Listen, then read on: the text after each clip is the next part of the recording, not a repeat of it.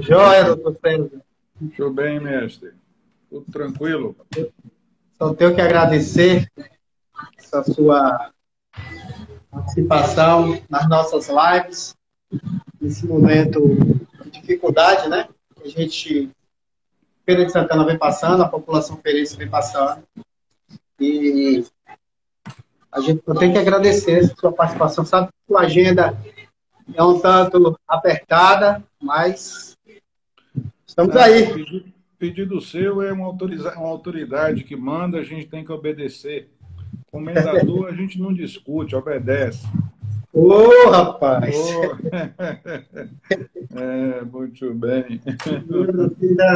Daquela época do início do Twitter, né? A gente pegamos ali uma linha muito boa no início do Twitter.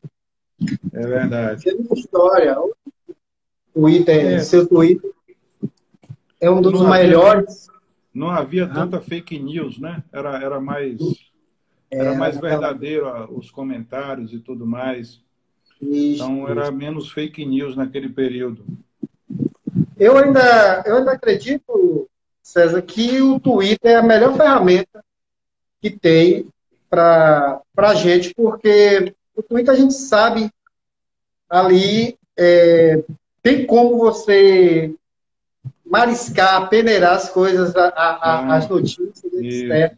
Sem E dúvida, ele as permite outras redes você sociais, fazer, isso. Um permite você fazer diferencial, sabe? listas, discutir, sem dúvida. O Twitter e tem uma agilidade muito grande. Eu estou falando do Twitter, porque a gente vai falar daqui a pouco de view também, que você que é apreciador de view. E, É então, antes da verdade. gente entrar naquele papo ali da saúde, das políticas públicas, eu falo do Isso, Twitter porque o seu Twitter hoje é César Oliveira, né? César Oliveira. isso, César Oliveira 10. É um dos melhores Twitters que tem na Bahia, se tratando, foi um dos primeiros também, um dos melhores É Twitters, tem verdade. cada tirada muito boa, você consegue ali fazer uma imparcialidade dentro de tudo que se acontece, não só no nosso município, não só na nossa Bahia, como em todo o Brasil. Aí te dou parabéns. Um dia eu cheguei na minha página, a revista Alternativa, ele segue pouca gente, mas um dia eu cheguei na minha página, rapaz, e pronto, daqui a pouco eu olhei lá, acho que são 90 e pouco, cadê César Oliveira, rapaz, sumiu aqui, papai. Mas o Twitter tinha dessas antigamente, aí eu, cadê doutor César, não posso ficar sem você ver essas tiradas aqui, que são tiradas inteligentes. É verdade. O Twitter é bom. Ele realmente permite, eu acho que a gente que de alguma forma tem uma facilidade de comunicação, ou tem acesso a isso, a gente tem uma obrigação de tentar fornecer informação hoje limpa, clara, íntegra, correta, como deve fazer a quem lida com informação, né? Infelizmente, a gente tem muita desvirtuação desse processo, muita ideologia, uma atitude muito ideológica, muito muito, eu diria que muito, às vezes até fanática em determinadas posições, e isso tira a clareza das pessoas. Toda vez que você se envolve de forma fanática, de forma se torna sua mente cativa, tem até um livro clássico que fala sobre isso, Mentes Cativas. Toda vez que você fica com sua mente cativa de alguma liderança política, você perde a capacidade de análise, de criticar esse poder, porque nenhum poder é incriticável. E a única forma de você tentar fazer o poder caminhar pelo caminho certo, inclusive em quem é apoiador de um governo, é exercer a crítica. Porque aí permite que você caminhe por melhores caminhos, por melhores escolhas.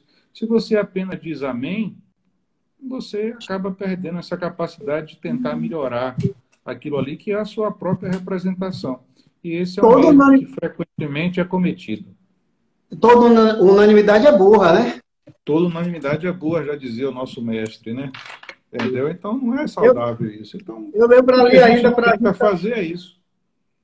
Eu lembro ali aí que a gente se virava naqueles 140 caracteres ali, era uma agonia, rapaz. E- É verdade, 140 caracteres, é verdade. Então, a gente tinha que realmente fazer uma síntese muito boa Pois daquilo ali. é. É verdade, é verdade.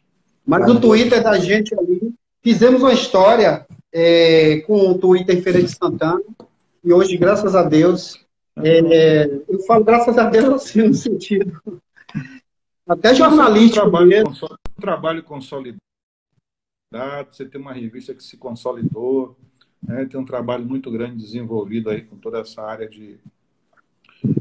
cultural. Então, isso acaba criando uma vinculação muito grande. Seu trabalho já tem uma história aí, já está vinculado à história do município. Ah, lá está do município? Não. É de fora do município, né? Então, isso é Fizemos importante muitas que a gente coisas, faça isso. mas eu não diria que foi fácil.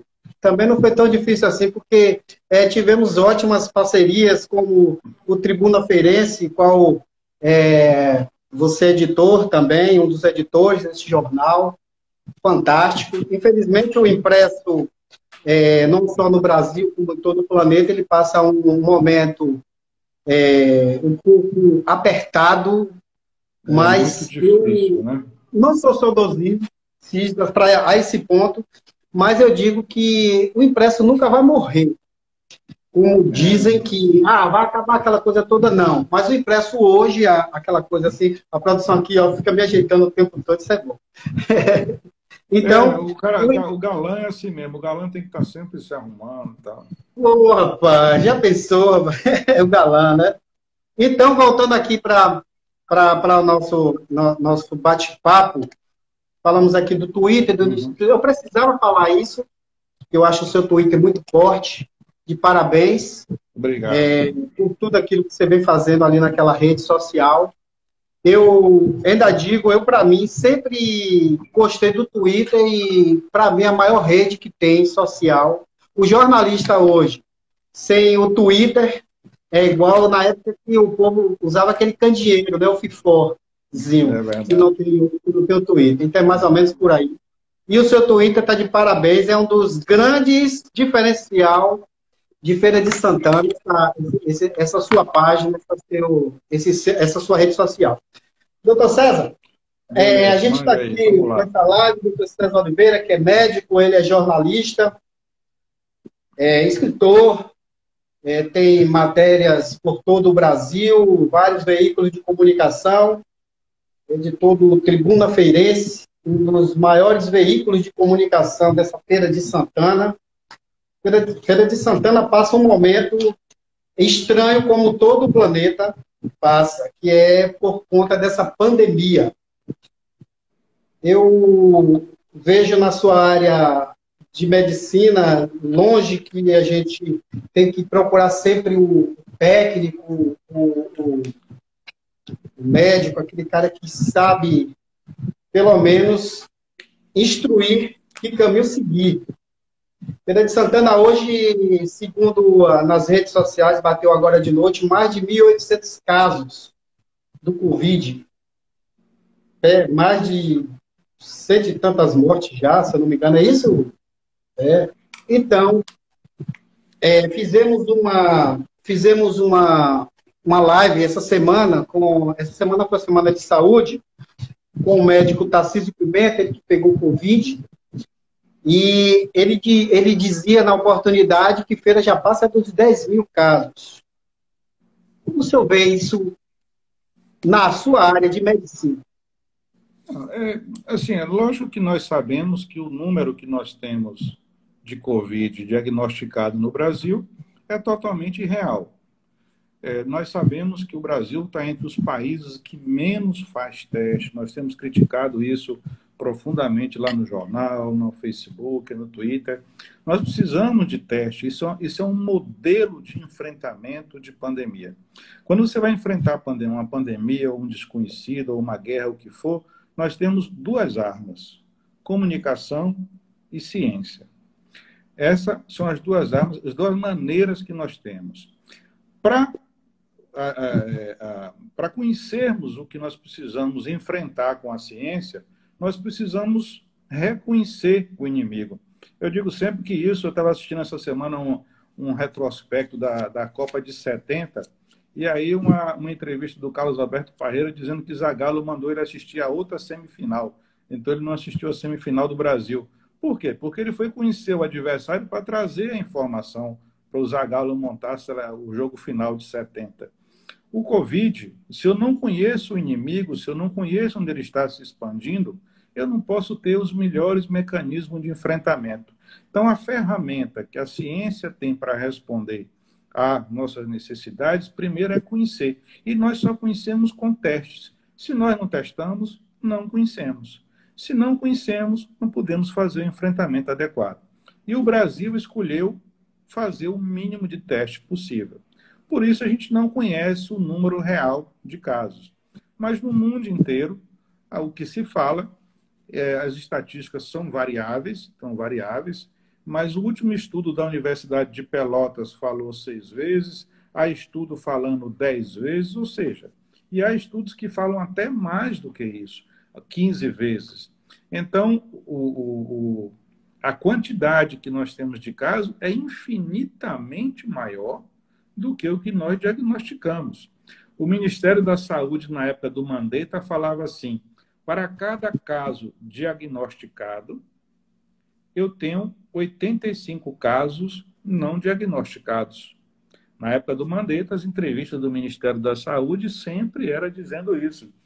Porque o que nós dizemos quando lemos é o que, olha só, 15% apenas vão ficar sintomáticos. Ora, se 15% vão ficar sintomáticos, significa que 85% não vão ficar sintomáticos. E esses provavelmente não serão testados, a não ser aquelas pessoas que, por conta própria, vão lá e resolvem fazer um teste, como já tem agora muita gente fazendo. Então, a quantidade que nós temos de casos, ela é infinitamente maior do que isso. E a comprovação final disso é essa pesquisa organizada pela Universidade Federal de Pelotas. Ela mostrou que 6% das pessoas já tem o IgG, ou seja, aquele anticorpo que aparece depois que você teve contato com o vírus. Ou seja, a prevalência é 6%. Algumas cidades no Brasil, como lá em Manaus e algumas outras, chegaram a 10% a 12% de anticorpos. Ou seja, é muito maior do que esses 1.000 casos que nós temos aí. A gente sabe que ninguém estava preparado, nem em nível mundial, bem tampouco vamos voltar para a Feira de Santana. Mas temos um curso de medicina que foi implantado há 17 anos atrás na UEPS, e, diferentemente do que aconteceu na UFBA, lá tem um hospital Edgar Santos, é o complexo de hospital das clínicas, o Edgar Santos, que é o hospital universitário. Feira de Santana já deveria ter um hospital das clínicas, já que já se passam 17 anos que o curso de medicina foi implantado. Eu estou falando isso porque a gente vai chegar daqui a pouquinho aos números que ficamos sabendo hoje ao chegarmos lá no EMEC, agora à tarde. Por isso que eu estou te perguntando isso. Como é que você vê isso aí? Já não era para ter feito isso o governo do estado, sei lá, governo municipal, um hospital? A rede de saúde de Feira, eu cheguei em Feira em 1989, e o primeiro artigo que eu escrevi no jornal em Feira, ainda no antigo jornal Feira Hoje, imagine quanto tempo tem isso, Jorge Amado tinha escrito uma carta pedindo para Paulo Souto salvar a Irmandade da Boa Morte. Ele dizia que precisava ser salvo, e Paulo Souto respondeu dizendo que não se importava que ele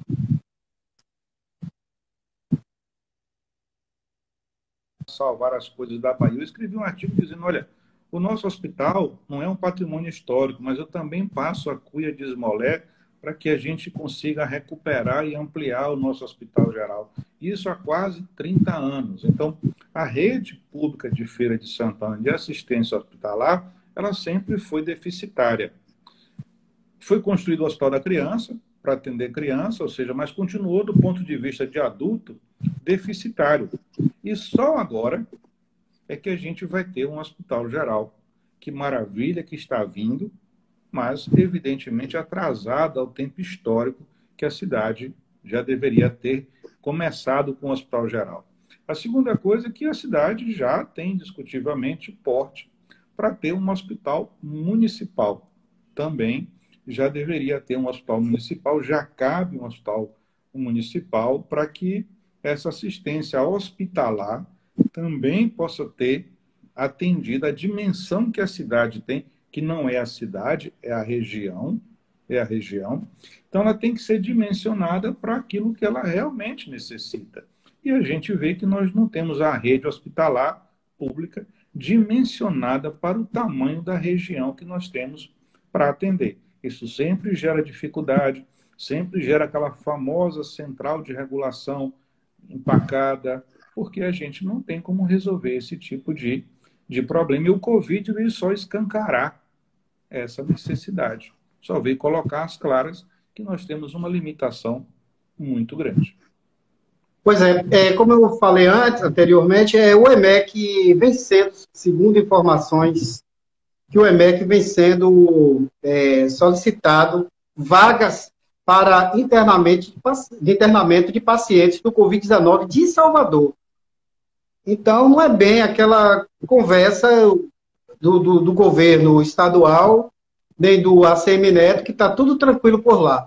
Porque se o paciente de Salvador está procurando vagas no EMEC aqui em Feira de Santana, é porque a coisa lá inchou, não é isso? As informações que se tem é de que os hospitais da rede privada de lá, da rede privada, vários têm se manifestado, estão realmente lotados. Alguns, inclusive, hospitais fizeram isso. O Português, por exemplo, mudou a UTI dele geral para a Covid. Alguns hospitais estão correndo atrás de aumentarem os seus leitos de UTI. O Hospital Salvador chegou a lotar. Enfim, a rede privada de Salvador, em alguns momentos, completamente lotada, a sua ocupação totalmente ocupada. Na rede pública, pelo que eles noticiam, existiriam vagas ainda na rede pública. Mas a rede privada, em Salvador, em alguns momentos, passa por um aperto já muito grande. Agora, alguns hospitais estão, sim, investindo na ampliação das suas UTI, eu tive notícias sobre isso, mas é uma rede sempre bastante utilizada e está sempre perto do limite. Muito perto do limite. Então, os hospitais de Feira de Santana estão cheios, né? O hospital de campanha só admite pacientes que estão que testaram positivo, ou seja, precisa chegar ao extremo. Brincadeira. A rede privada ela ocupou antes do que a rede pública, bem antes, porque a doença começou primeiro em um público mais diferenciado. Então, ela ocupou primeiro em pacientes que têm plano de saúde e só posteriormente ela foi caminhando para a periferia. E aí foi ocupando mais a rede pública, mas ela começou, evidentemente, no centro da cidade, digamos assim. E por isso ocupou primeiro a rede privada e só depois a rede pública. E assim que abriu, por exemplo, o Clécio Andrade, ele lotou. Né? O Clécio Andrade lotou. Então, embora não fosse uma grande unidade, realmente lotou. E tem se mantido assim, realmente cheio permanentemente o Clécio Andrade. Ou seja, esperamos que essa inauguração do hospital que virá aí, do Clécio Andrade 2, realmente será um alento para responder, porque como nós estamos ainda num crescimento da epidemia, como nós estamos ainda para atingir esse auge, nós temos agora um comércio aberto, eu acho que isso vai impactar um pouco mais para adiante, nós vamos precisar realmente de vagas para dar suporte a essa demanda, que não é só de Feira. Você vê Berimbau ali tem 50 casos, uma cidade pequena tem 50 casos. Então, mais de 50 casos, já, eu acho, parece. Então, você vê que realmente vai ter uma demanda para isso. Né? E o Clécio tem hoje uma quantidade de leitos cada vez mais reservada para ocupar com Covid. Isso é um problema, porque, em verdade, Nós não podemos tirar os leitos dos outros pacientes. Os leitos é para serem acrescentados, porque os outros doentes continuam precisando atender as suas doenças, né? Assistir às suas doenças. Não é permutar leito para assistência, é acrescentar leitos para assistência, o que é diferente. Pois é, estamos aqui nessa live com o doutor César Oliveira, ele que é médico, jornalista, numa promoção do Duetos Vinhos. Olá, pessoal da Duetos Vinhos, aliás, preciso agradecer a Duetos Vinhos pelo excelente vinho que eu recebi aqui. Muito obrigado, tá certo? Farei uma live semanal aqui com o Gilane, não tem nenhum problema. Sempre que acabar o vinho lá em casa, eu venho aqui fazer uma live, viu? Não se preocupe. Tá? Foi bom você falar isso aí, que eu sei que você é um degustador, né? Eu não sei se... aproveita para conhecer a loja também, né? Certamente, a Vânia não brinca, não. A Vânia vai te colocar já no grupo da doença. Ela é uma pessoa muito simpática. Aí eu vou perguntar aqui, o enólogo, o enófilo e o sommelier, você se coloca entre os três aí do vinho. O enólogo é o fabricante do vinho, aquele cara que fica lá na vinícola, vendo como fazer o vinho, é um estudioso do solo, do clima, das leveduras e tal, né? O sommelier é aquele cara que é especialista no serviço, em servir o vinho no restaurante, recomendar com essa ou aquela comida e tal, essa coisa toda. E o enófilo somos todos nós que gostamos de beber um vinho. É o César Oliveira. Nós somos enófilos, nós somos enófilos. Embora eu tenha feito um curso de sommelier. Eu fiz um curso de sommelier. Então, se eu quebrar na medicina, eu posso entrar no plano B e trabalhar em um barzinho aí servindo vinho, porque eu fiz o curso profissional. Então, é um plano B. Se não der certo no ramo, eu tenho um plano B aí para tentar me salvar. Com essa pandemia, você acha que isso vai acontecer? O período está ruim, mas pelo menos eu tenho um plano B. Pois é, Dueta, a loja de vinhos, atende pelo WhatsApp aí, pessoal. Vocês estão acompanhando essa live com esse gentleman, o doutor César Oliveira. Eles atendem pelo, se você quiser tomar um vinhozinho aí, liga para a Vânia agora, acessa o WhatsApp dela, é o 991849966. Pessoa muito gente boa nos atendimentos. Seguindo aqui com a nossa live, com o médico. Ah, sim, você também joga futebol, rapaz. Não jogo, não. Sou péssimo de bola. Não enxergo, não. Péssimo de bola? Alguém colocou aqui, boa noite a todos.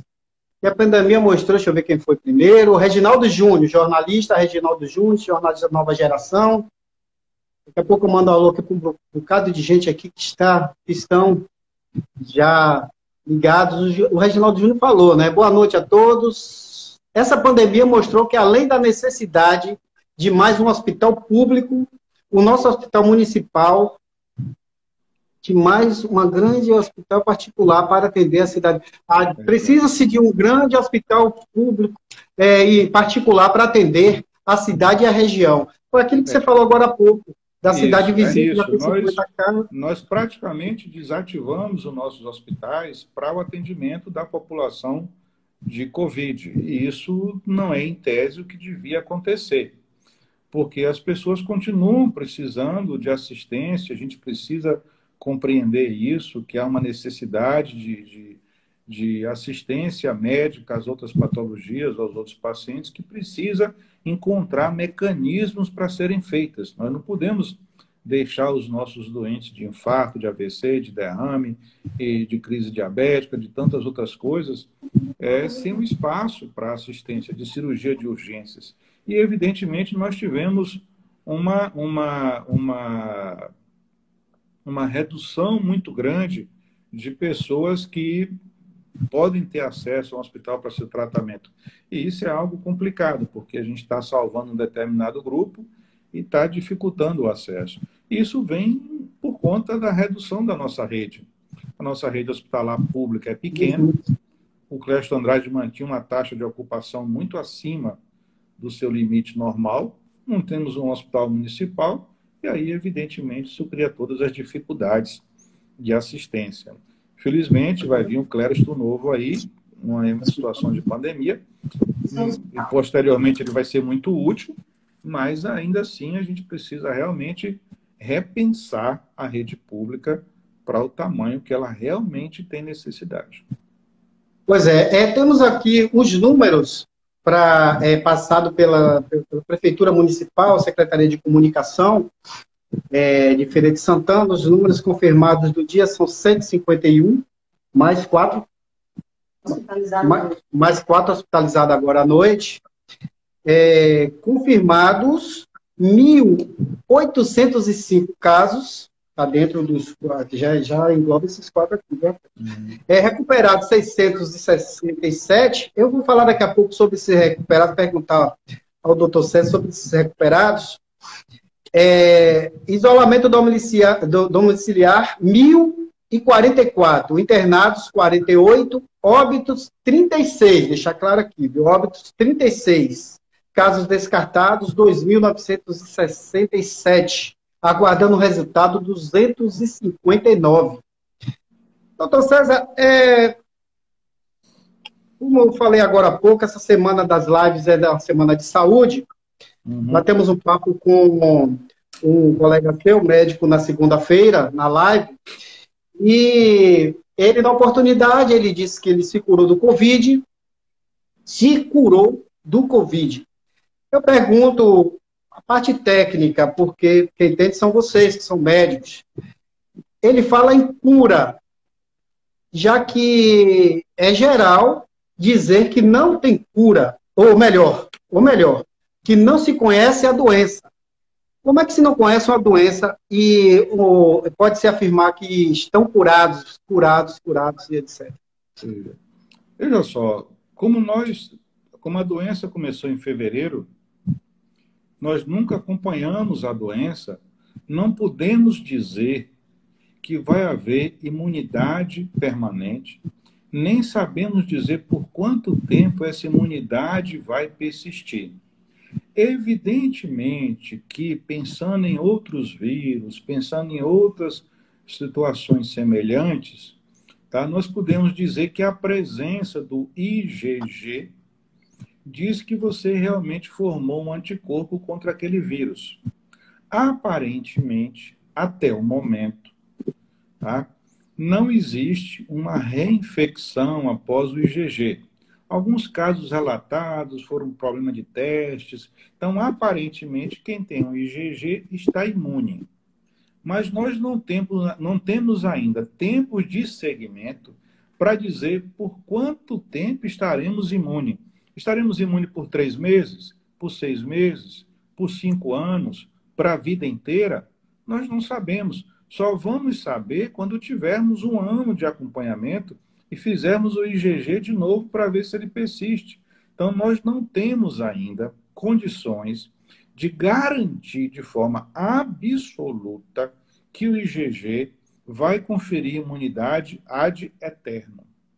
É possível até que sim, mas é possível também que não. Então, não há, até porque se começou em fevereiro, eu não posso falar de ninguém como é que vai estar daqui 1 ano, porque ainda não viveu 1 ano. Eu só vou poder falar de longo prazo quando eu acompanhar a doença a longo prazo. Por enquanto, não dá. Eu posso especular, eu posso dizer que por similaridade a outras condições é muito provável que isso seja verdadeiro, etc. e tal. Mas garantir absolutamente que eu estarei imune para todo o resto da vida, só lá mais adiante.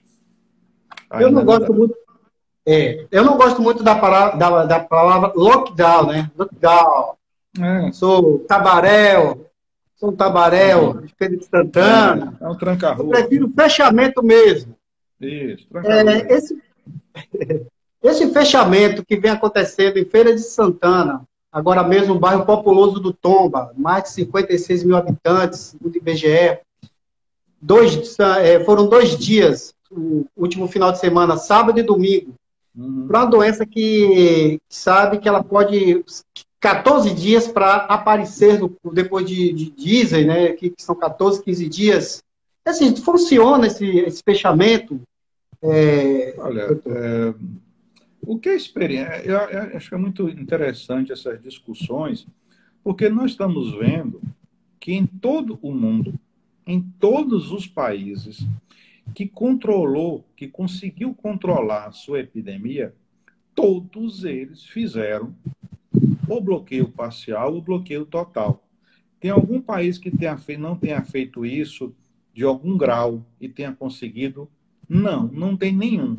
China, Itália, Espanha, França, Alemanha, Estados Unidos, todo mundo fez bloqueio para controlar a epidemia. Nós, os sábios das redes sociais aqui, que recentemente formados são capazes de dizer que o lockdown não tem nenhum efeito, que o bloqueio total não tem nenhum efeito, que isolamento não tem nenhum efeito e que distanciamento social não tem nenhum efeito. Eu me impressiono com isso, como os cientistas do mundo inteiro não vieram aqui nos conhecer, porque nós temos a resposta que esses caras todos, epidemiologistas, cientistas, pesquisadores, esses governos ricos, todos mal assessorados, não é? Todos mal assessorados, ninguém conseguiu. Todo mundo fez a mesma coisa, teve resultado, controlou sua epidemia, mas não funciona. É muito estranho. Gente, vamos prestar atenção no que as pessoas fizeram, porque é a partir daí que a gente tira as lições. Aí todo mundo falava da Suécia. A Suécia, ela tem hoje a sexta morte por milhão, e é um país que entrou em crise econômica do mesmo jeito que os outros e tem muito mais mortes do que o seu país vizinho, do que os países nórdicos vizinhos, Dinamarca e os outros países. Você preferia estar no país que vizinho que morreu pouco ou lá na Suécia que morreu muito? Bom, ok. Se você preferir estar na Suécia que morreu muito, direito seu de você escolher. Agora, eu preferia estar no que morreu pouco, porque as pessoas, às vezes, lidam com os números com uma frieza que me espanta. Não existe vida descartável, não existe número de vidas perdidas aceitável. Cada vida é um afeto insubstituível. Cada vida é uma história irrecuperável. Então, não existe vida descartável, não existe número de mortes aceitável. Nós podemos até perder essas vidas, mas nós temos que perder essas vidas lutando por elas. E não aceitando, ó, morre que está tudo bem. Só Stalin, o grande ditador, ele dizia assim, uma morte é uma tragédia. 1 milhão de mortes é uma estatística. Não, nós não podemos tratar essas mortes como uma mera estatística. Não existem 45 mil mortos hoje, o Brasil no caminho que vai dobrar essa estatística, né? Vai dobrar essa estatística aí do jeito que a gente vai, nesse ritmo que a gente vai. Se não dobrar, vai ter pelo menos mais de 50% a mais do que o que temos. Nós vamos caminhar aí para 75 a 100 mil mortos nesse ritmo que a gente vai. Eu não entendo como alguém pode dizer que isso é um número aceitável, que isso é um número compreensível. Não, não é um número aceitável. Nós temos que lutar por essas vidas. Por que nós temos que seguir lutando? Porque o tempo que a gente está lutando para salvar essas pessoas, dá tempo os cientistas pesquisarem um remédio, dá tempo os cientistas fabricarem uma vacina, dá tempo as redes públicas serem ampliadas, dá tempo chegar mais respirador de país que o respirador já está sobrando. Então, nós criamos condições, quando nós lentificamos o processo, para isso. Então, nós temos que lutar diariamente para salvar essas pessoas. Por isso, sim, isolamento funciona assim. É mentira dizer que não funciona. Tem trabalho científico mostrando que existe achatamento de curva, sim. Aí as pessoas ficam seguindo Osmar Terra. Osmar Terra, em todas as previsões que fez, não conseguiu acertar uma. Ele começou dizendo que ia ter 500 mortes no Brasil. Então, não dá para seguir um cara desse e tomar isso como referência, tá certo? Então, há trabalhos mostrando que achatamento da curva existe sim. É só reabrir que você vê o aumento do número de casos no mundo inteiro. Como é que as pessoas continuam resistindo a essa ideia? Então, porque em Nova York houve 70% de contaminação em domicílio. Claro, meu filho, se 2/3, quase 3/3, 2,5 da população está em casa, vai se contaminar onde? Em casa, porque a pessoa que veio da rua trouxe para casa. Mas se a pessoa que veio da rua for testado e for controlado, aí ela não vai infectar quem está em domicílio. Então, é lógico, Se eu tiver mais gente em casa do que mais gente na rua, eu vou ter mais infecção em casa do que na rua, porque eu experimento gente trazendo para cá. Então, é uma distorção da informação, um sofisma com essa informação. Não é verdade. Então, bloqueio total funciona, distanciamento social funciona. Agora, eu vou falar só um pouquinho mais, Gilane, é o seguinte, há um entendimento errado de que quarentena, lockdown, bloqueio ou o que for, porque continua tendo doença, ou bloqueio, ou isolamento, não é para curar Covid. Nem isso vai impedir aquela pessoa radicalmente de pegar Covid. Não é isso. Nós estamos fazendo distanciamento social para mudar o R0 da doença, a taxa de contágio da doença, porque ela é uma doença altamente contagiosa. Então, o que é que acontece? Quando eu distancio, eu reduzo a velocidade de contágio. Não é para impedir as pessoas de pegarem a doença, porque é praticamente impossível, mas é para retardar isso. E aí, quando eu retardo, a rede pública, eu diria que a Bahia até que vem fazendo um trabalho razoável. Você pode ver que em Salvador a rede pública vem administrando e se virando e segurando. Deu tempo de montar uma boa rede pública de UTI, uma boa quantidade de leitos, tá? Ou seja, vem contendo uma boa administração da pandemia, fora aquele problema lázinho dos respiradores, né, que teve esse probleminha aí dos respiradores do consórcio, o escândalo da Auster, mas fora isso, vem fazendo até uma boa administração, a parceria de Rui Costa com a CM Neto, vem fazendo uma boa parceria. Então, não entendam errado o distanciamento, nem gritem, eu fiquei em casa e peguei a Covid a si mesmo. A isolamento não é para impedir de pegar, é para espalhar a contaminação, fazendo com que ela seja lenta. Se ela for lenta, agora apareceu um remédio para paciente grave, olha que maravilha. Deu tempo. Imagina quem adoeceu antes de descobrir essa droga. Então, é para isso que a gente faz, e aí vale a pena sim, Gilane, vale a pena fazer isolamento, vale a pena fazer bloqueio total. Agora, alguns dizem assim, fez bloqueio total e não funcionou. Bloqueio de 40%, de 30% você fecha o tomba, a feirinha da Cidade Nova explode de gente. Aí não tem isolamento. Aí a coisa continua acontecendo, porque é um isolamento... Faz o lockdown, faz o lockdown no final de semana e quando chega na segunda-feira, vira uma segunda sem lei. O povo vai para a rua, do Ou seja, então, nós aqui nunca fizemos um lockdown, um bloqueio total, nunca chegamos ao nível que chegou na Itália, que você só saía de casa com a polícia na porta para liberar você ou dizer onde foi. Ou na China, que fez isso via tecnologia. Eu tenho um conhecido na China e ele dizia assim, você tinha um aplicativo em casa em que todo dia você era obrigado a lançar a sua temperatura e ele ia fazendo o seu perfil, e quando você pedia para sair, aí lá o sistema central liberava você ou não. Como lá na China mentir não é uma coisa muito saudável, né? Não é muito saudável, então o cara não mentia, né? Então, é dessa forma que controlou. Agora, fazer isso que a gente faz aqui, com as festinhas, com os bares, com a festa escondida, com essa inconsciência social que nós temos, em que uma parte faz o sacrifício, a outra parte ou se diverte, e uma outra parte precisa ir para a rua. Mas eu entendo a parte que precisa ir para a rua. Porque se ela for para a rua porque precisa, ok.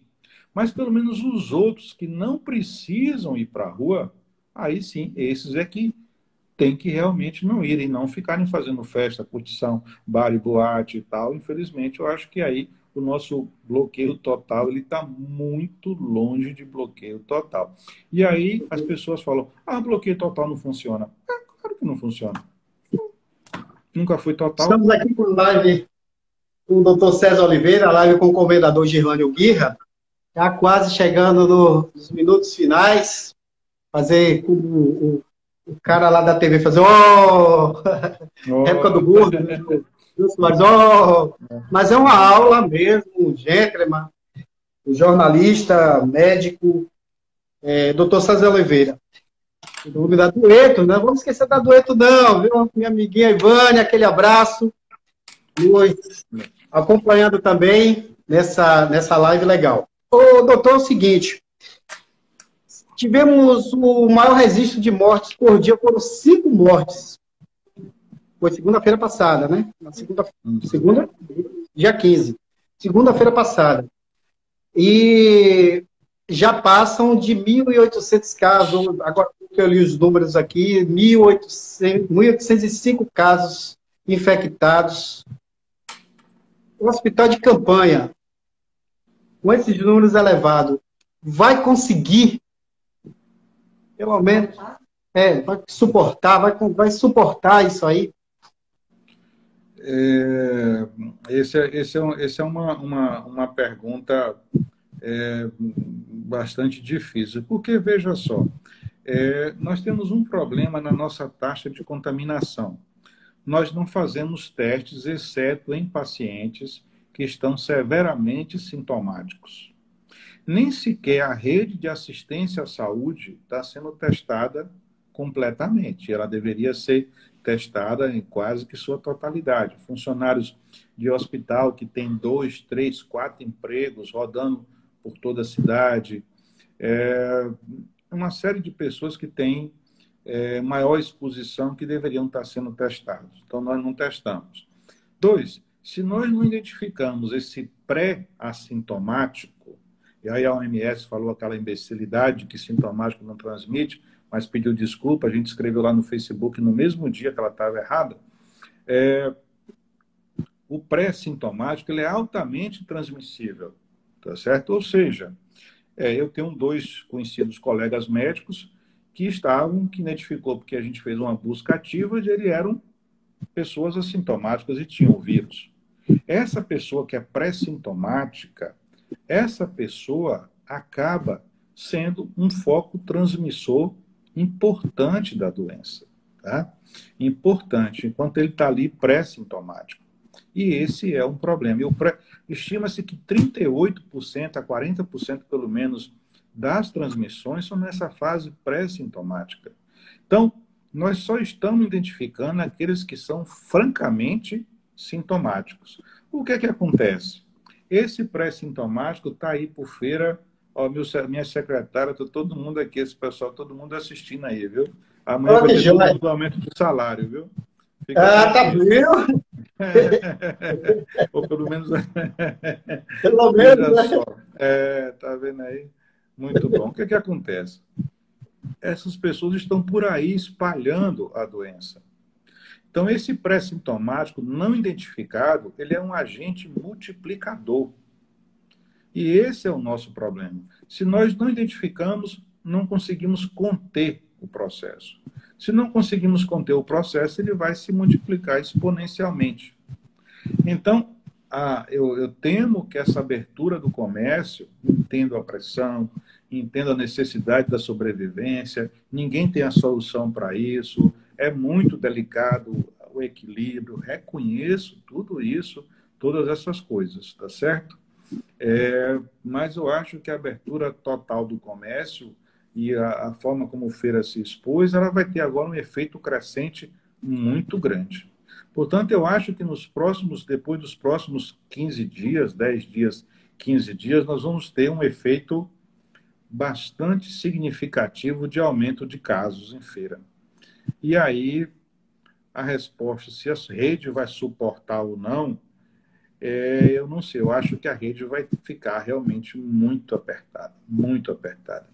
É claro que está vindo aí a abertura, a inauguração dos 40 leitos da UTI do Hospital Clériston Andrade Novo.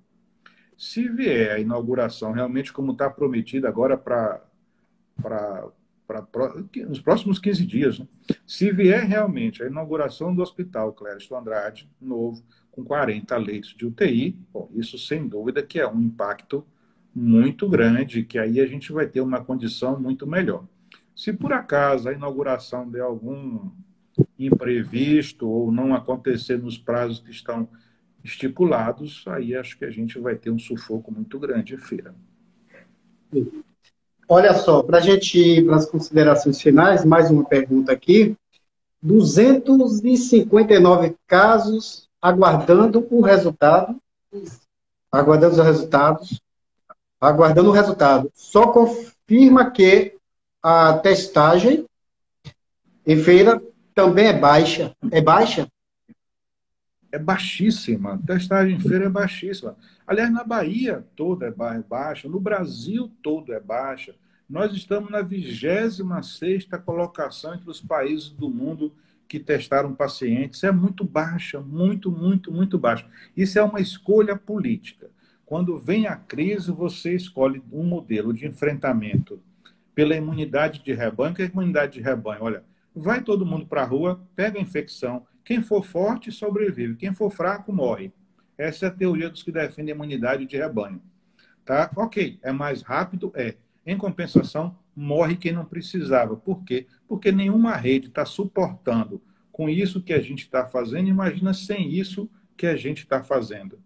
Se imaginem 6% da população contaminada deu nisso que deu aí, imagina 30% da população contaminada. O que é que daria?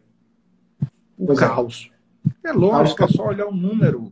É só olhar o número. Não tem o que discutir. É claro isso, não tem como discutir uma coisa dessa. Então, a primeira teoria é da imunidade de rebanho. A segunda teoria é teste e atuação direcionada, que é a que eu prefiro. Que Singapura fez, Hong Kong fez, Alemanha fez, Coreia do Sul fez, ou seja, os países mais bem-sucedidos nesse enfrentamento fizeram testagem e isolamento direcionado. Então, quem fez bem, fez assim. Quem não fez bem, fez do outro jeito e se deu mal, como Itália se deu mal, França se deu mal e tiveram que correr atrás com aquela tragédia que foi aquela coisa louca de lá. Nós fazemos testes muito pouco. Se não fazemos testes, não encontramos a doença. E olha só, esse número de testes está crescendo porque a rede privada começou a fazer. E tem muita gente pagando para fazer o seu teste. E aí está descobrindo os casos, tá certo? Então, e os planos de saúde vão começar a liberar também, né? Para fazer isso. O plano de saúde já cobre o PCR com pedido médico, não cobre a sorologia ainda, mas já cobre o PCR com pedido médico. Então, isso é que está aumentando o número de casos que nós estamos identificando em feira, porque a rede privada realmente ampliou muito o diagnóstico. Eu fiz rede privada, tenho vários amigos que fizeram rede privada já, entendeu? Então, as pessoas estão buscando a rede privada para dar suporte, porque aí pega o assintomático ou pré-sintomático, tá certo? E eu tenho um caso de pessoas conhecidas pré-sintomáticos que positivaram, então fizeram o seu isolamento e foram graças a isso que foi descoberto. Tá? Então, infelizmente, nós testamos muito pouco. E aí vamos ter que enfrentar na escura o que vai acontecer. Ainda dentro dessa pergunta, agora há pouco nós passamos aqui os números divulgados pela Secretaria de Comunicação.